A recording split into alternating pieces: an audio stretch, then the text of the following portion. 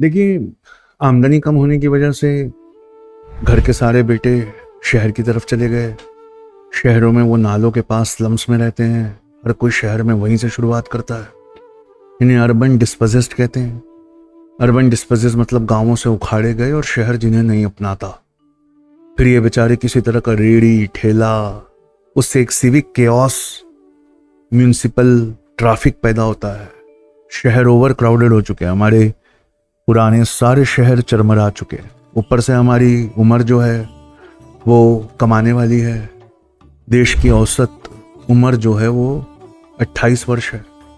घर में कौन बैठना चाहे? हर किसी को शहर जाकर अपने बाल बच्चों को और परिवार का पेट पालना ही है। तो पीछे हम किसको छोड़ के जा रहे हैं? विमेन को, औरतों को। इस वजह से फेमिनाइजेशन ऑफ एग्रीकल्चर हो गया। ये मवेशियों की देखभाल करती हैं, उसके बाद में हॉर्टिकल्चर, किसी तरह की सब्जी वब्जी ग्रो करती हैं, दूसरों के खेतों में मजदूर बनकर काम करती हैं। खासकर जहाँ राइस पैदा होता है तो उस राइस को, उसकी सैपलिंग को, उसके पौधे को लगाना पड़ता है पानी के अंदर अपने पैर डुबा, वहां ये काम करती हैं। दूध बेचती। एग्रो और सोशल फॉरेस्ट्री, गांवों से पास से जो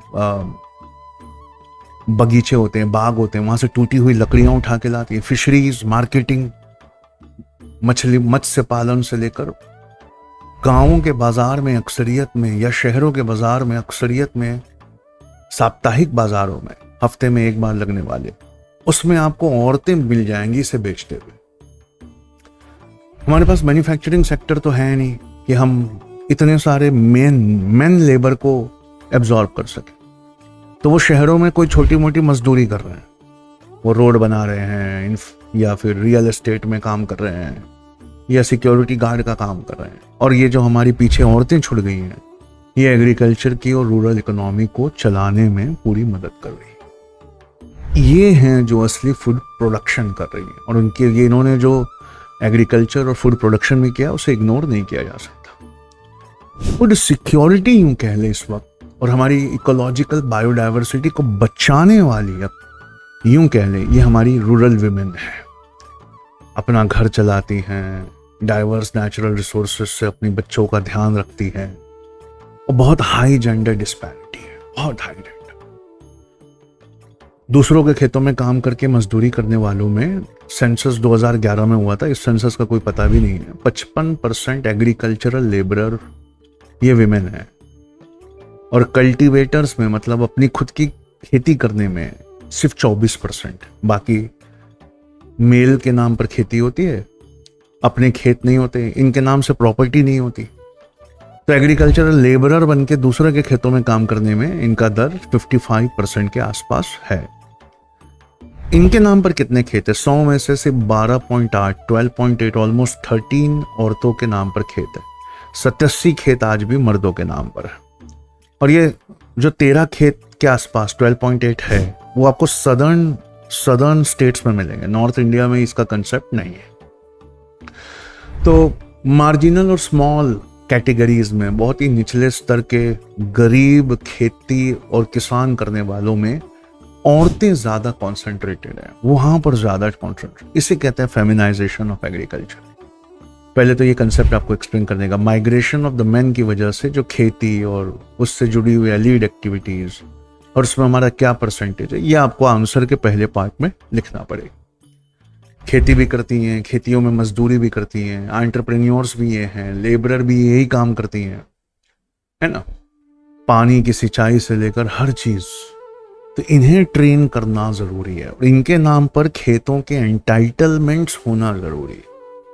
जो पट्टे का रजिस्ट्रेशन है ना, वो इनके नाम पर होना चाहिए, इनके नाम पर प्रॉपर्टीज होना चाहिए। ठीक है, तो विमेन फार्मर्स को एंटाइटलमेंट देने से हम अपनी ही अन्नपूर्णा को सशक्त करें। वी विल बी स्ट्रेंथनिंग अवर अन्नपूर्णा, ऐसा आपको आंसर में लिखना है। विमेन फार्मर्स को, ठीक है, विमेन बेनिफिशियरीज को। अगला, हर स्कीम को ना, अगला सजेशन है, हर स्कीम को विमेन सेंट्रिक बनाना।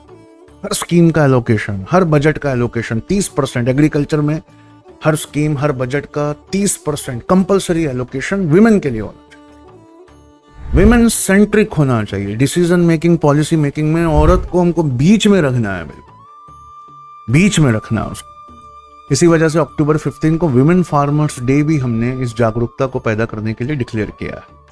और ये जेंडर पॉलिसी फ्रेमवर्क है, ये चेंजेस लाने से बहुत अच्छे परिणाम हमको कुछ साल में मिलेंगे। इस बात पर आपको अपने आंसर को पूरा करना है। बात समझ में आई? ये नुआंस पॉलिसी इंटरवेंशन, जेंडर की इक्वालिटी, जेंडर की समानता लाना, इनको सेंट्रिक रखते हुए स्कीम्स बनाना, इनके नाम पर एंटाइटलमेंट्स इसलिए भी होना चाहिए क्योंकि तभी इनको लोन मिल पाएंगे। और लोन वापस लौटाने में ये मेल्स से ज्यादा प्रॉम्प्ट होती हैं।